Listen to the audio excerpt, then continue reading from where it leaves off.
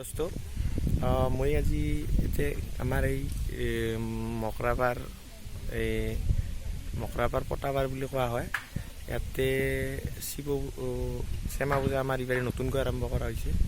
সেয়ে সমূহ ৰাইজকে ইয়াতে শ্যামা পূজা চাবলৈ সেই কৰা হ'ল, কি কয় নিমন্ত্ৰণ জনোৱা হ'ল।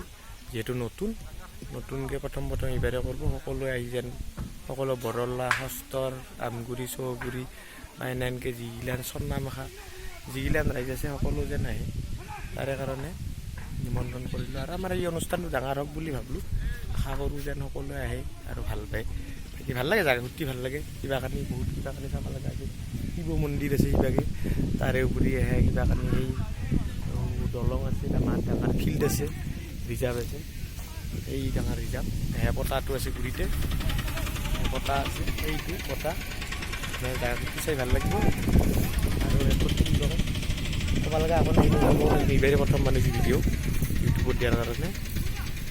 আৰু আমাৰ এতিয়া কাম কাৰ্যসূচী চলি আছে, ইমান গাড়ী চাড়ীত সেই জেনেৰেটৰ আনছি, কিবা আনছি ইত্যাদি নানানটা বস্তু আনিছে। দোকানো হৈছে দোকান এখন, এই দোকান ধুনীয়াকৈ কালিৰ পৰা আমাৰ পূজা চলিব। কালি আমাৰ ইয়াত নাগৰা নাম আছে, সুনীল পাঠকৰ নাগৰা নাম আৰু অন্যান্য কিবা কাৰণে নানানটা। এতিয়াই সেইভাগে দমকলো বহি আছে। নতুনটো চব বস্তুখিনি নতুনকৈ কৰিব লগা হৈছে। এয়া জেনেৰেটৰ আহিছে, একদম এই জেনেৰেটৰ ফিটিং কৰি আছে। আৰু পূজাত জিলাপিৰ দোকান বহুত কিবা কাৰণে ভাল হ'ব। আগতে আমাৰ নতুন অনুষ্ঠানখন আৰম্ভ কৰিব লাগিব, ফাৰ্ষ্ট টাইম ভাল হ'লে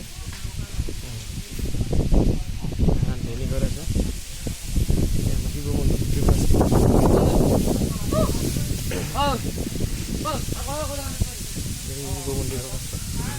আছে বংমাৰা অন্যান্য জেগা, এই পাকঘৰ আছে।